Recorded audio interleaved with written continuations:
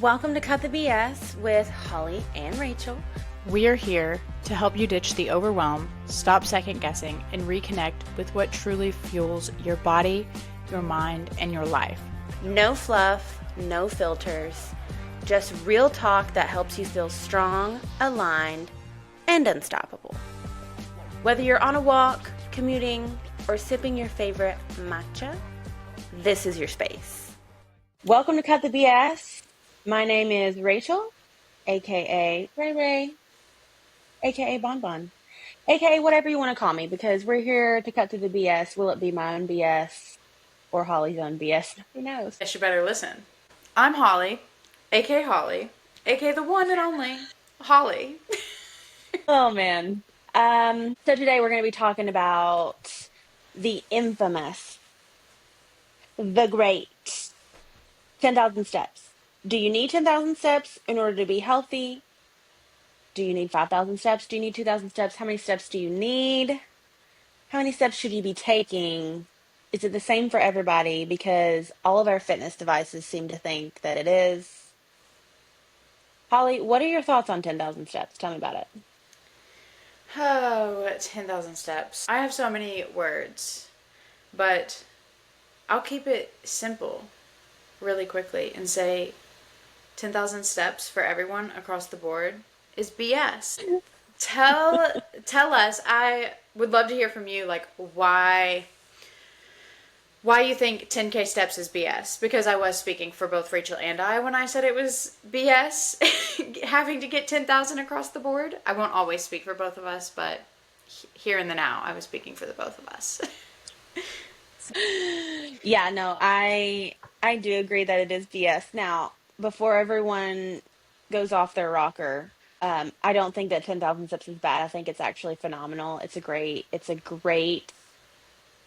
aspiration, but the BS part that comes into play for me as someone who coaches women, I coach men as well, but primarily women, and someone who's trained many different kinds of people, many different demographics.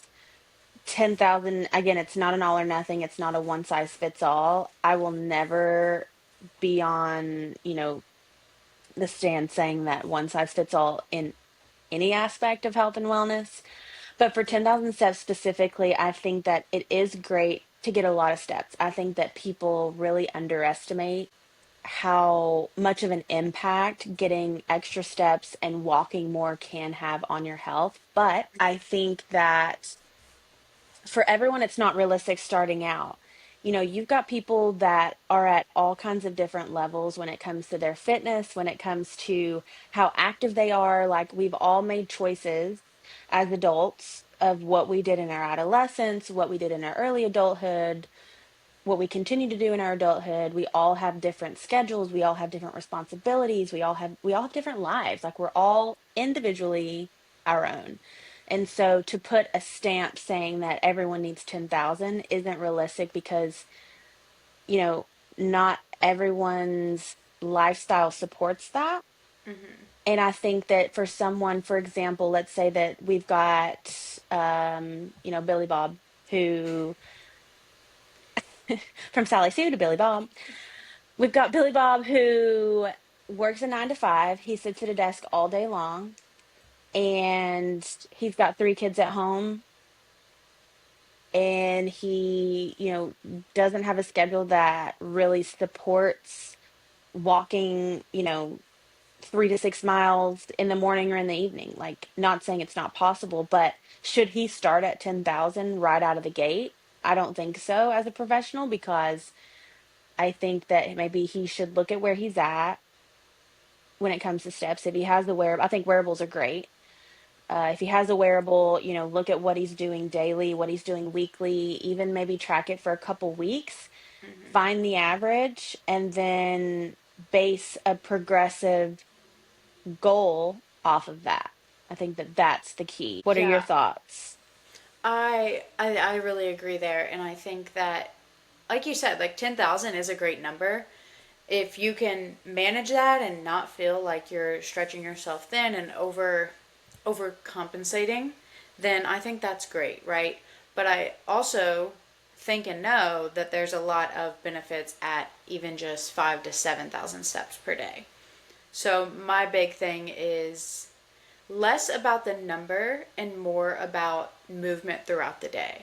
Because if we're just moving more than we are, if we're putting active thought and consideration into moving more than we currently are, we're probably going to wind up in that 5 to 7,000 range. Again, it doesn't have to be, you know, today you're getting 2 and tomorrow you're getting 7,000. Like, it doesn't have to be like that, but just by nature, when we start thinking about, well, how can I increase my steps? Can I take a longer route? Can I park at the end of the parking lot? Those sorts of things, they all really add up. And before you know it, you're getting, 6 to 7,000 by just making really small changes.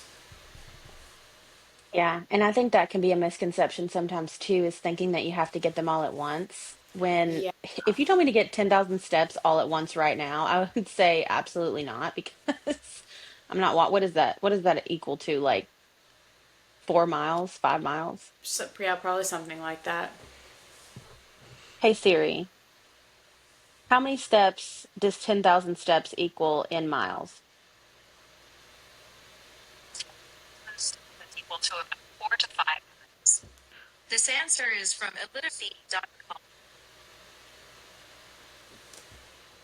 There it is, everybody.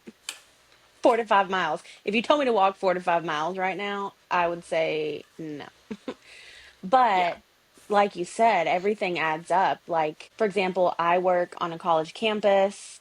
Unfortunately, I don't have parking right next to the building I work in. So I park in the infamous Lot 9 and I walk probably about 800 steps to my office building. And so walking to and from my car in the beginning and in the evening, that's 1600 right there. And that's mindless because I don't have choice. So they did not give me an option to park close. And I'm not super mad at it. I am mad when it's storming outside and I forgot my umbrella. So doing everything at once, if you want to do it, go for it. But you're going to get a lot of unintentional, mindless steps throughout the day anyway. I mean, pacing, literally just vacuuming your house gets you probably about 500 to 600, depending on how big your house is. But like doing housework, cleaning, that steps, and those things really add up. And like I said before, it really, people underestimate the power of walking and what it really can do for someone's health. We talked about how it's 10,000 isn't a magic number, and I still don't think that it is.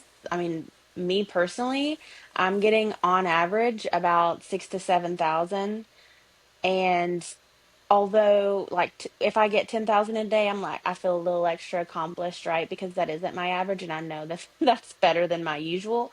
But as someone who does a lot of resistance training, I play a crap ton of beach volleyball. I'm sweating every day and I'm raising my heart rate every day and I'm pushing myself in some way every day, obviously apart from, my rest days and things like that, but for me, I don't need 10,000 to maintain good health, to maintain, to be where I want to be. I don't need that. And so I don't think it is for everybody from a personal standpoint even as well. Yeah, I think that's a good point. It's like what are the habits you have outside of your steps that like, because if steps is the only thing, well, let me rephrase that. If steps is where your starting point is, right, in your health and wellness Mm. journey, maybe you have a little bit more to give to your steps. But if you're also going to the gym to weight train and trying to get 10,000 steps and going to a full-time job where you're sitting and going home and trying to have really well-rounded meals and pour into some other, like your kids or your spouse or whoever it may be, maybe 10,000 isn't the place for you. But if you don't have all of those things that you're trying to pour into, um, maybe 10,000 isn't a stretch of the imagination for you. So like you said earlier, just looking at where you are now, how much time do you realistically have to give to this habit? And is this the end all be all for you? Or is this like, 1 out of 3 of your daily non negotiables? Yeah. No, I completely agree.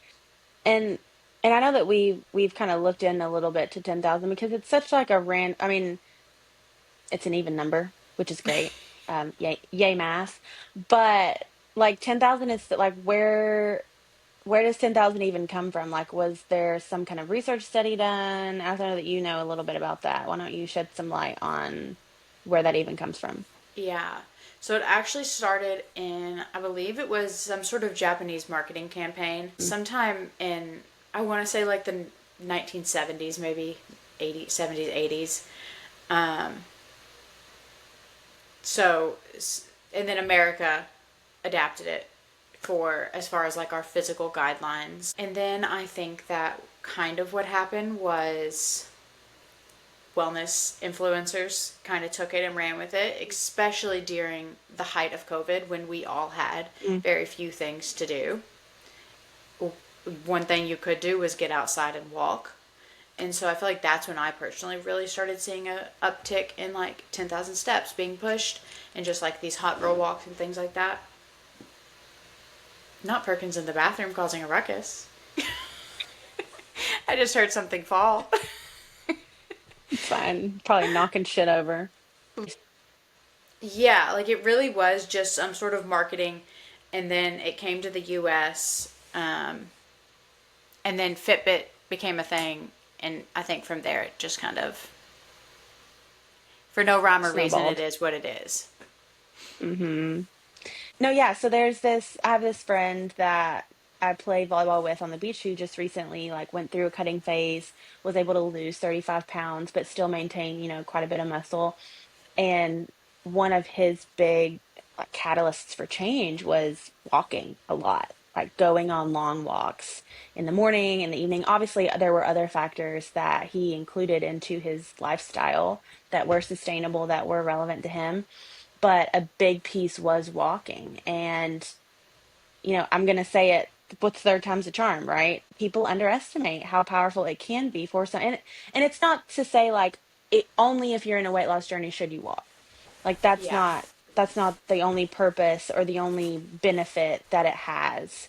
I mean, you're talking about like increasing your VO2 max, increasing like your heart health, increasing so many different things just by walking. I mean, it's so accessible. I think we've talked about that before in conversations we've had about, you know, not everybody can get to the gym, you know, all the time. And so what is something that's super accessible?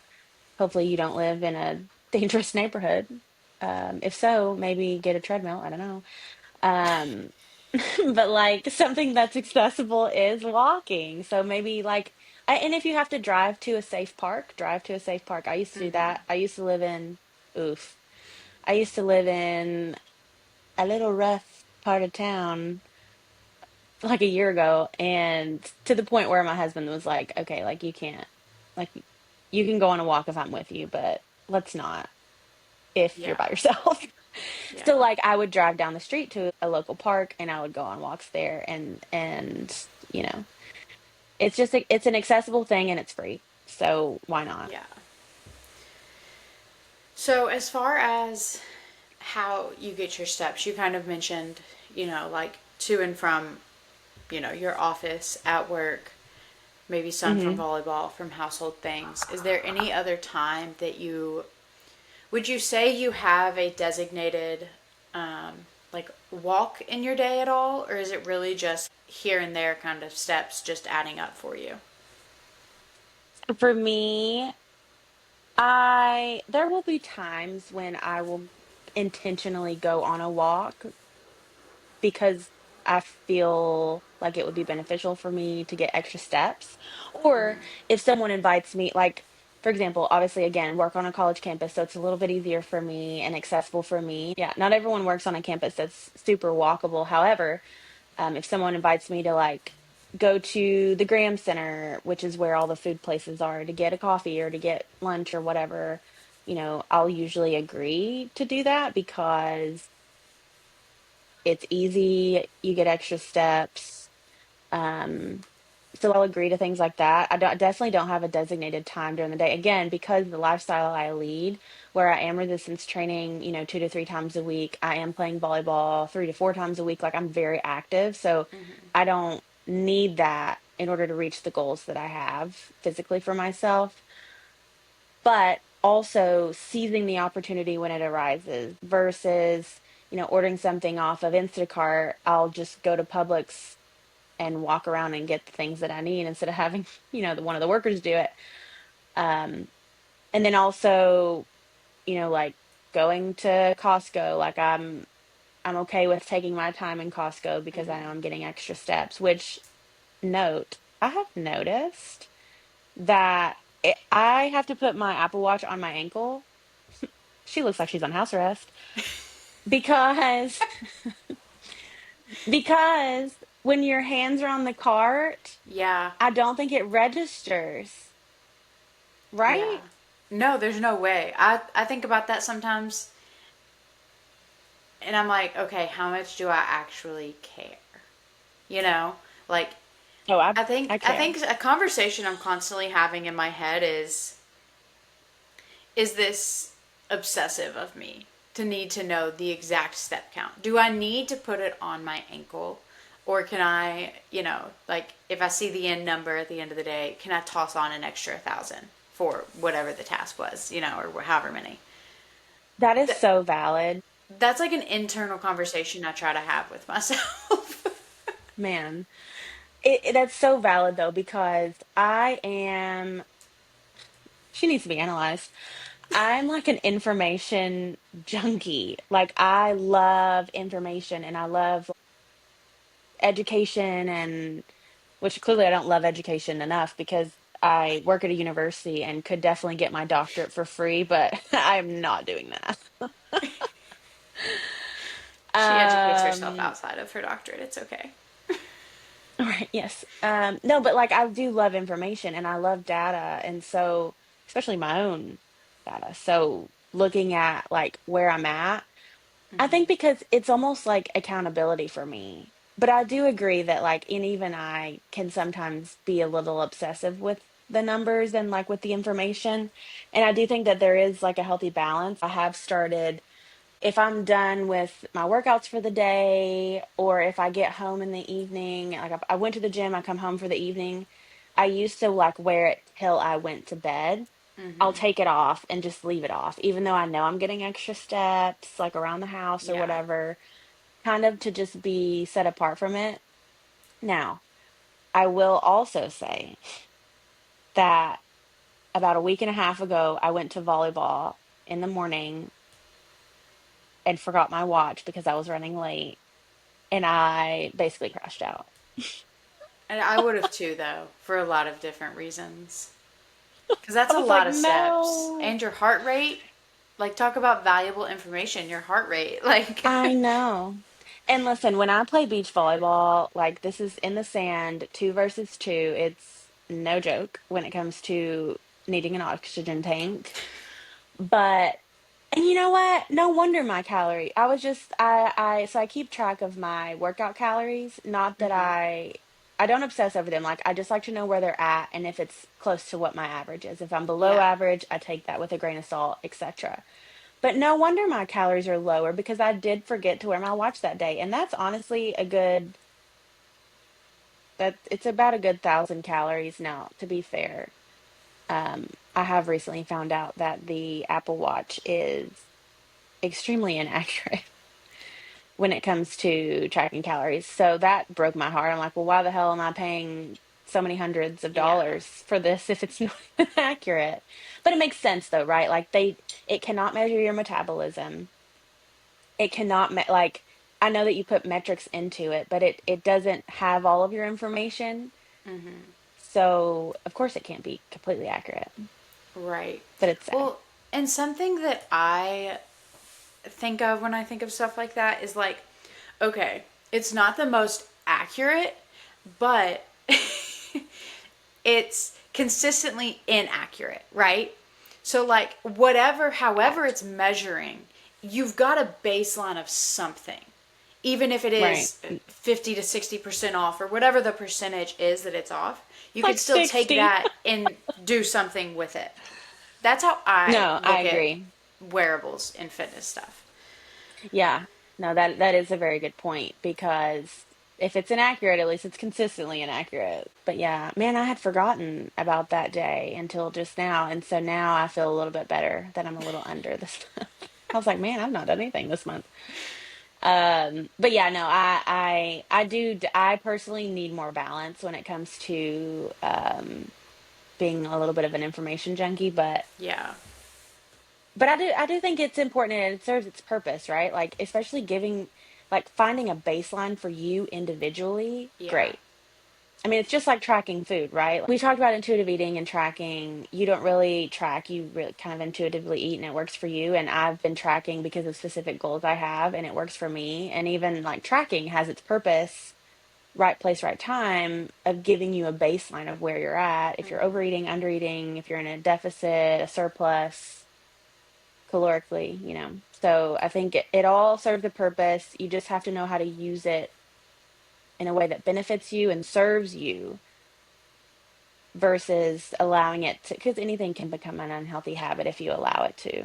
Something that I find when I'm thinking of my steps. So, personally, in my day to day work life, I either am working from home or I'm traveling to somewhere, doing my work, getting back in the car, and I'm back home working. So, I could go a whole day and not get probably more than 3,000 steps, even with like going to the gym to work out, because I'm the type of person that in between sets, I'm not making laps. I'm sitting there and I'm scrolling my phone. Sue me. Okay? I'm a doom Does scroller. someone do that? Oh, I Who see does people that? all the time like just kind of pacing, or there's this one guy, oh my god, he used to work at the wherever you worked. um, the other location though. And he just paces the whole gym and it's smart because he's two birds one stone situation. Personally, that's just not my style. You feel? During my, breaks in between sets, I'm going to doom scroll. So like even with a training session that day, without intention behind my steps, I could land at 3 to 4,000, and that's just not, I don't feel good when I'm not walking. So I like to plan my walks a little bit. I have at least one walk that I go on every single day. And now I don't plan like, during lunch or after dinner type of thing. But something that I do notice is when I time it after I've ate, I find Mm, that like my digestion is just 110 times better when I, especially after like really heavy meals, go on mm, a walk. Just 10, 15 minutes. Doesn't have to be, again, like it does not have to all happen at once. Do not yeah. underestimate a 5 minute walk.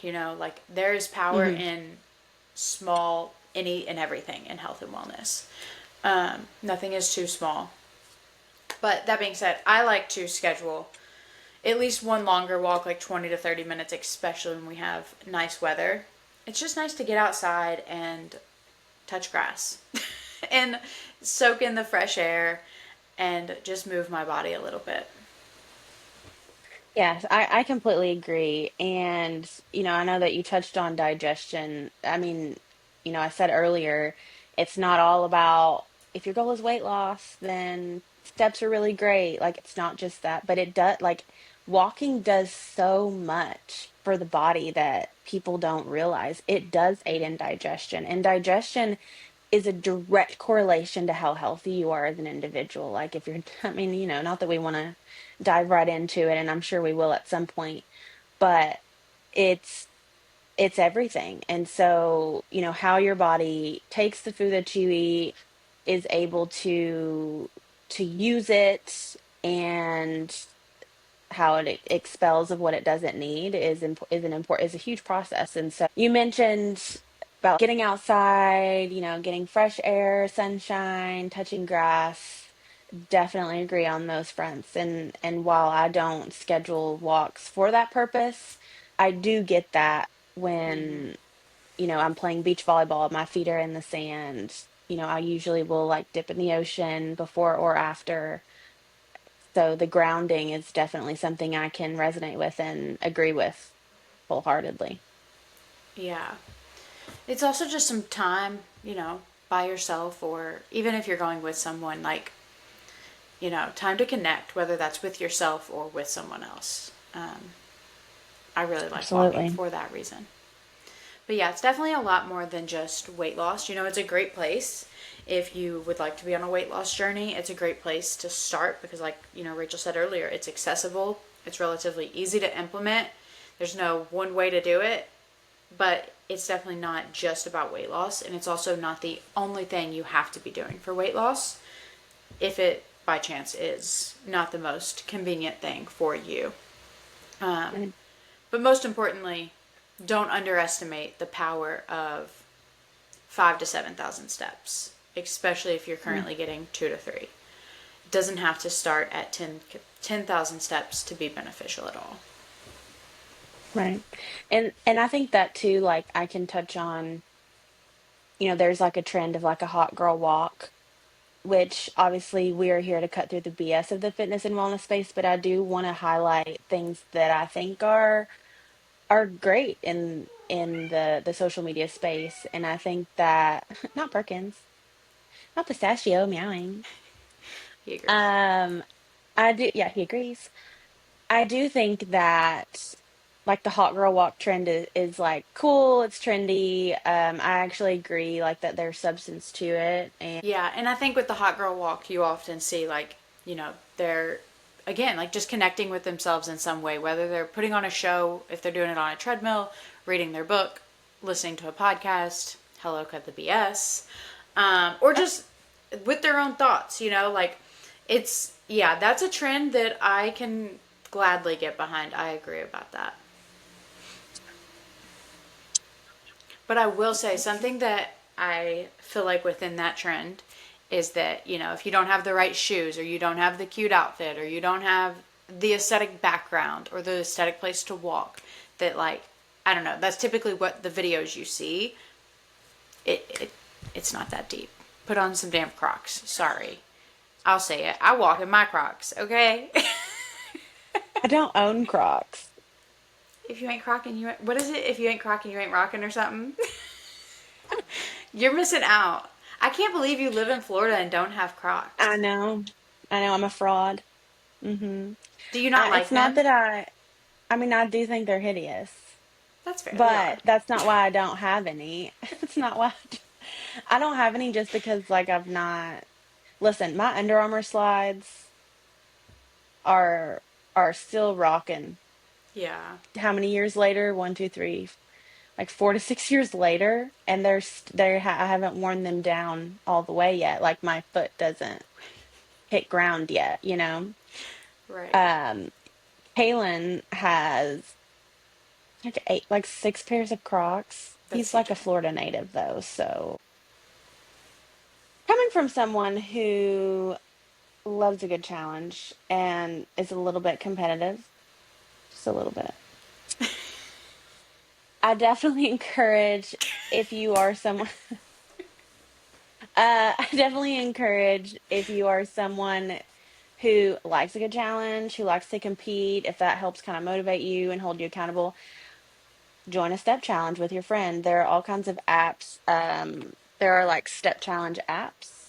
I think Step Up is one. There's all kinds of apps that you can use to create step challenges.